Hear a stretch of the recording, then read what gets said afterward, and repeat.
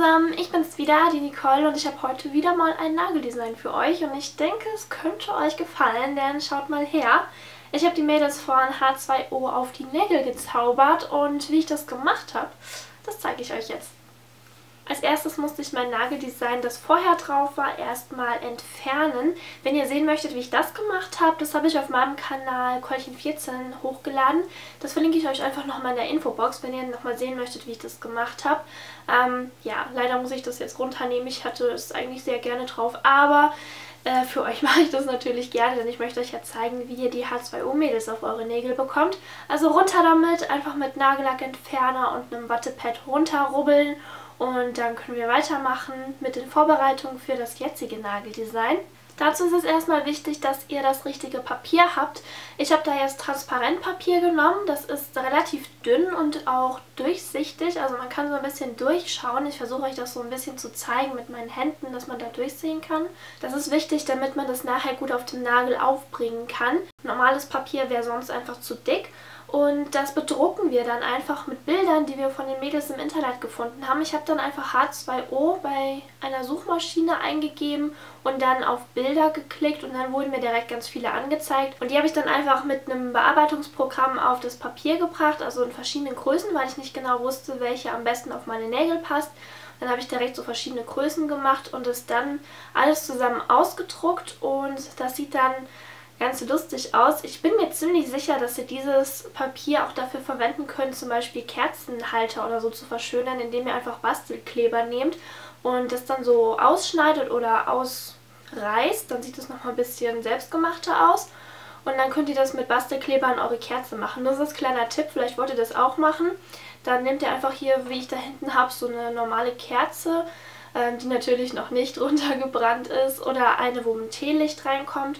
Und dann könnt ihr dieses Glas außenrum einfach mit diesem Papier und Bastelkleber dekorieren und dann habt ihr eine richtig schöne H2O-Kerze. Nur so nebenbei, das ist mir auch noch eingefallen, als ich das Design gemacht habe. Aber jetzt machen wir mal weiter mit dem Nageldesign.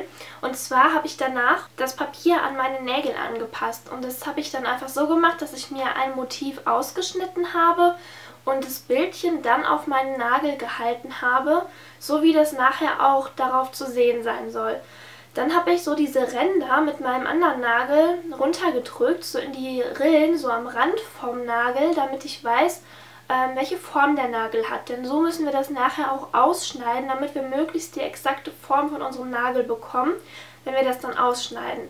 Das habe ich einfach für jeden Nagel angepasst, mir immer ein neues Motiv gesucht und dann immer geguckt, dass das möglichst genau auf den Nagel passt. Wenn ihr lieber nur einzelne Stücke von so einem Bild haben möchtet, könnt ihr das auch einfach ausschneiden. Also zum Beispiel am Kopf entlang schneiden, sodass man den Hintergrund nicht mehr sieht. Das könnt ihr frei entscheiden. Man sieht dann nur nachher den Nagellack, den wir gleich auftragen werden, aber das zeige ich euch gleich nochmal. Was ihr jetzt noch unbedingt machen müsst, ist euer Motiv, das ihr schon ausgeschnitten habt, so ein bisschen rundlich zu formen. Also ihr müsst das so ein bisschen rollen zwischen euren Fingern.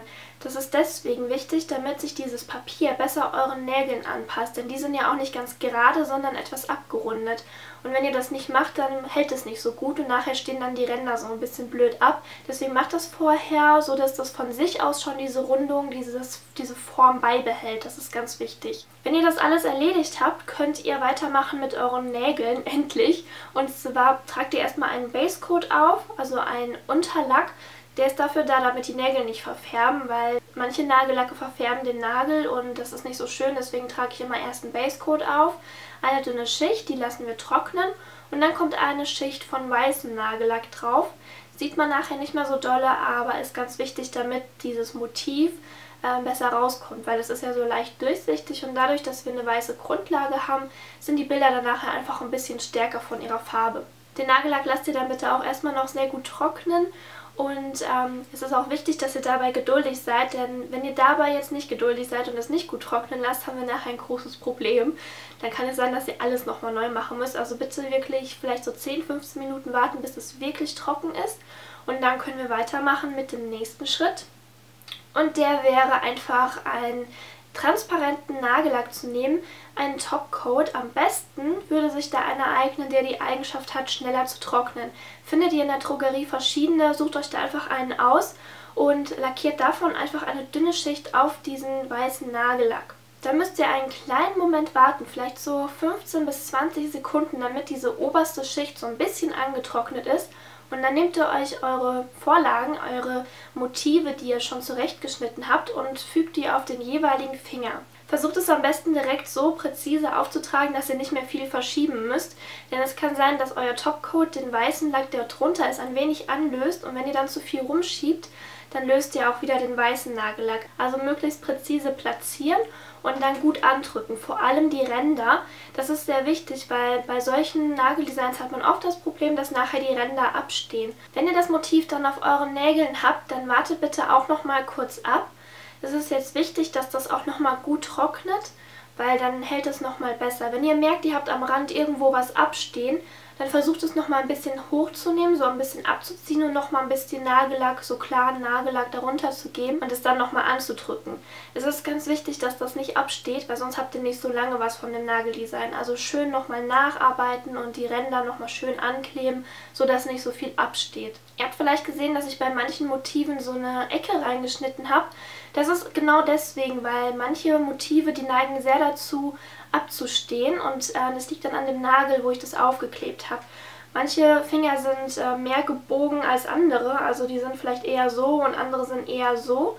Und deswegen ist es wichtig, dass ihr vielleicht so eine kleine Kerbe da reinschneidet, wo das bei euch ein bisschen rundlicher ist. Dann könnt ihr das nämlich nachher sehr, sehr schön ausgleichen. Ich habe das zum Beispiel am Zeigefinger sehr schön hinbekommen. Da habe ich einfach vorne so eine Ecke reingeschnitten und konnte dann nachher das so ein bisschen so andrücken, sodass sich die Lücke geschlossen hat und trotzdem das Motiv ganz schön zu sehen war. Müsst ihr ein bisschen rumexperimentieren. Das ist ein Nageldesign jetzt nicht unbedingt für Anfänger, muss ich wirklich sagen. Es ist ein bisschen schwierig. Aber wenn ihr probiert, dann kommt ihr so ein bisschen rein und irgendwann versteht ihr so, ah, okay, so muss ich das machen. Also gebt nicht beim ersten Mal auf, ganz wichtig. Ja, wenn euer Nagellack dann getrocknet ist und ihr seid euch sicher, dass das gut durchgetrocknet ist, dann können wir weitermachen mit einer weiteren Schicht Topcoat. Der kommt dann einfach nochmal auf alle Finger, damit das Ganze nochmal schön glänzt und auch länger hält. Denn wenn ihr jetzt zum Wasserhahn geht und eure Hände waschen würdet, dann hättet ihr ein kleines Problem, denn wir haben ja Papier auf unseren Fingernägeln und es würde dann wahrscheinlich kaputt gehen. Deswegen kommt der Topcoat nochmal oben drauf, damit das Ganze fixiert wird und wasserdicht abgeschlossen ist und das Ganze ein bisschen länger hält. Ja, das ist dann auch schon alles. Ich sage auch schon, eigentlich ist es nicht auch schon, es ist schon relativ aufwendig. Vielleicht macht ihr das mit eurer Mama zusammen, dass die euch ein bisschen hilft oder so, weil man braucht schon so ein bisschen Geschick. Aber wenn man es dann fertig hat, dann ist es auch ganz super. Und das Schöne ist, das kann man natürlich auch mit anderen Motiven machen. Ich habe zum Beispiel, vielleicht habt ihr es schon gesehen während des Tutorials, das auf meiner anderen Hand gemacht. Und zwar mit den Mädels von Meiko. Da habe ich einfach, so wie ich eben gesagt habe, diese Köpfe so ein bisschen ausgeschnitten und nicht das ganze Motiv auf die Nägel geklebt. Ist auch teilweise so ein bisschen einfacher, weil man dann nicht ganz so präzise sein muss, was die Nagelform angeht. Allerdings muss man da auch noch mehr aufpassen, dass die Ränder nicht so abstehen. Also es hat positive und negative Seiten, je nachdem wie ihr es macht, aber macht es einfach so, wie es euch am besten gefällt. Probiert ein bisschen rum und ja, ich hoffe, das hat euch gefallen. Würde mich sehr freuen, wenn ihr Bilder hochladet, wenn ihr das nachmacht. Ihr findet uns ja unter Twitter und auf Facebook. Wenn ihr da Bilder posten würdet, wäre das echt super. Ja, dann wünsche ich euch gutes Gelingen und viel Geduld und dann sehen wir uns hoffentlich bald wieder. Macht's gut, tschüss!